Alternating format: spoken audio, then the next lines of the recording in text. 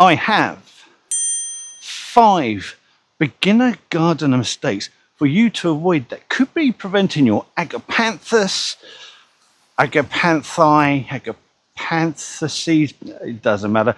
It could be preventing them from flowering. No!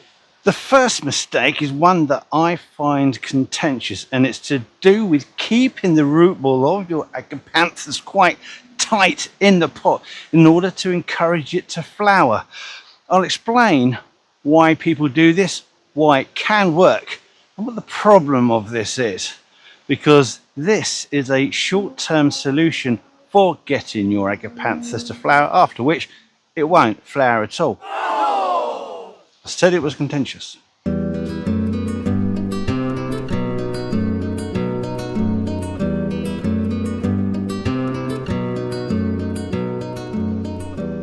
Popular gardening presenters say, they may or may not be on Gardener's World, that for your Agapanthus to bloom, the roots must be root bound.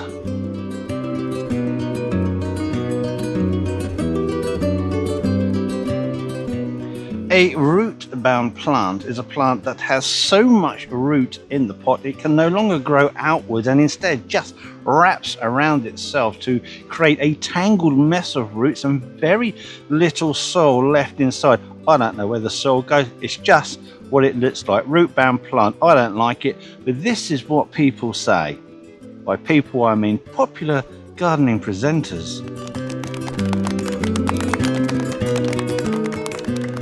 They say that if you want your Agapanthus to flower well, the pots must be root bound. And if you are considering potting on an Agapanthus to its next size, don't pot it up too large because that could prevent your Agapanthus from flowering. Instead, pot it up to a slightly bigger pot, keep that plant root bound, and it will reward you with loads more flowers.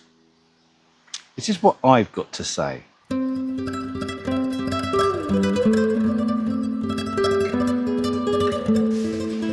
This creates a condition of environmental stress. It becomes extremely well drained. It doesn't like to hold onto the water. There's very little nutrition. It is prone to heat stress. But this triggers the plant to come into flower because it becomes concerned about its own safety, and as such, flowers, produces seeds so that it can pass on its genetic information to the next generation before it dies. So keeping Agapanthus stressed in a root-bound condition will trigger it to flower far better than it otherwise would. So that is a tick for the gardening presenters. Hooray!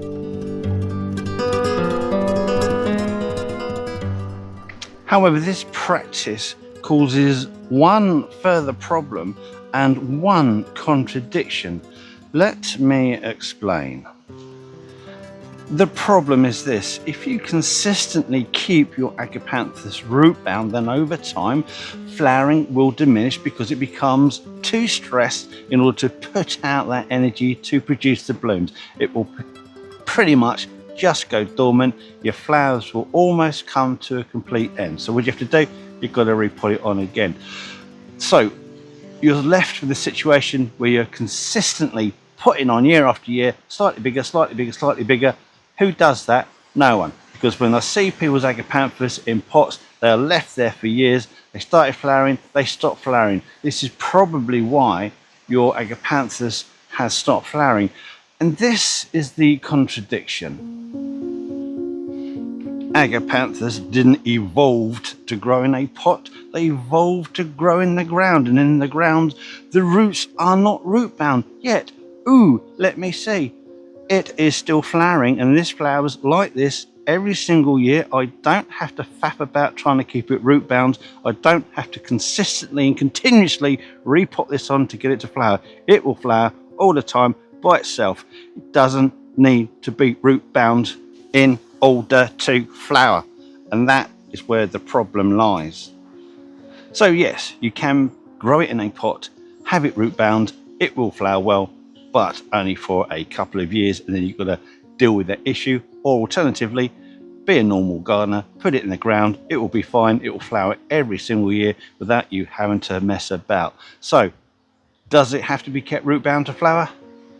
No, no.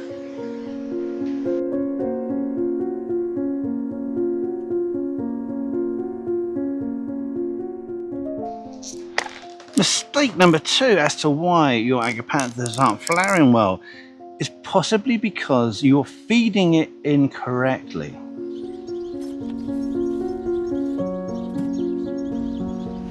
Use a high potash food such as a tomato based food like Tomorite.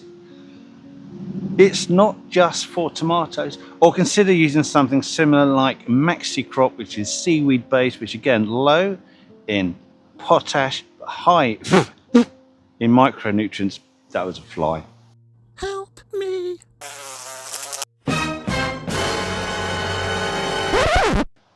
Apply these low nitrogen, high potash foods every 7 to 10 days from when you start to see new growth in the spring, right up until you see the flower buds forming. At that point, you stop feeding any plant fertilizer and you don't do any more until after the plant has finished flowering. This is because if you continue to feed after the buds have been formed, you'll actually reduce the length of time that these flowers will be in bloom. So it's not in your interest to continue to fertilize once these plants are in flower. Stop it. Once it has finished flower, then you can continue feeding with your any food. Then I'm not particularly worried. You could then start using your Miracle Grow. However, come September, bring the whole thing to a stop and don't start again until the spring when you start to see the new growth.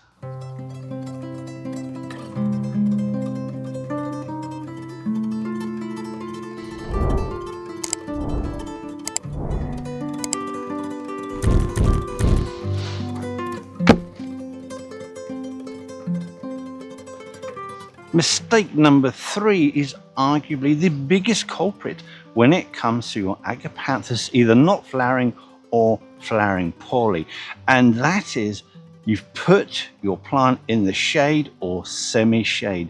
These plants really do need to be kept in full sun in order to get the very best flowering from them. However, as you can see, this plant is in dappled shade. This is a west facing border, so it does get sun, it does not get full sun all day. It is still flowering and still puts out a good display. So with regards to modern hybrids that do seem to be more vigorous, they will flower in these shady conditions, but I would expect this to flower at least double if this was placed in full sun. But it doesn't mean you can't do it. Mistake number 4 is a surprisingly common problem, and it is overwatering your agapanthus. And of course, overwatering is one of the biggest killers of garden plants. No! Overwatering can kill off the roots, can cause rots in the roots, deteriorate the condition of your agapanthus very quickly, and again will stop your plant from flowering. And it's not just overwatering in your garden borders. If you do that, make sure that you plant them in a very well drained soil, and rather than water them the same rate as you would water your other plants, water them less, water them deeply, and let the top surface of the soil dry out before waterings.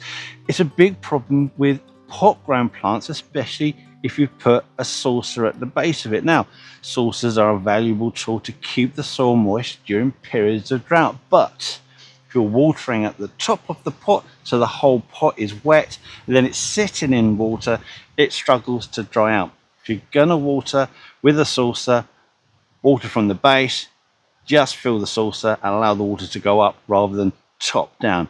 That way you can reduce the risk of waterlogging, you're going to reduce the risk of root damage and rots. Like I say, it's a big killer of plants. Don't do it, and your agapanthus will forgive you and flower better.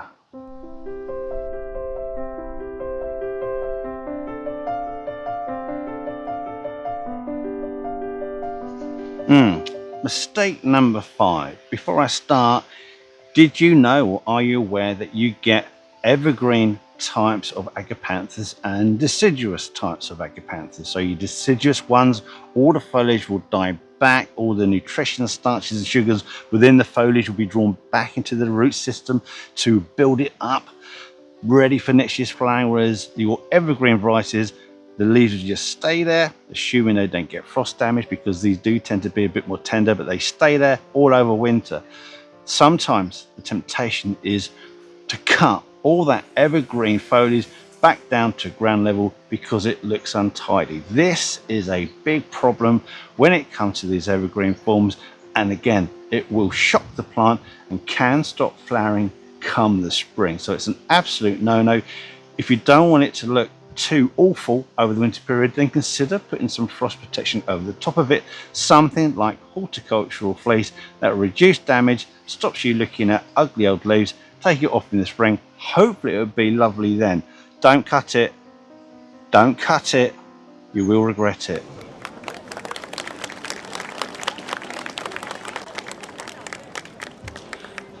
That's enough of that. There you go. Those are my 5 mistakes for you to avoid in order to help stop your Agapanthus from not flowering. You know, got that the way around. But if there are any other great tips that I haven't mentioned and that you do want to get mentioned, put that in the comments. We would genuinely love to hear from you. Anyway, before I go, I do have this video on Agapanthus just here for you to watch. Hopefully you'll enjoy it. It is quite a popular one, so with luck, there'll be some great information in there for you. Goodbye.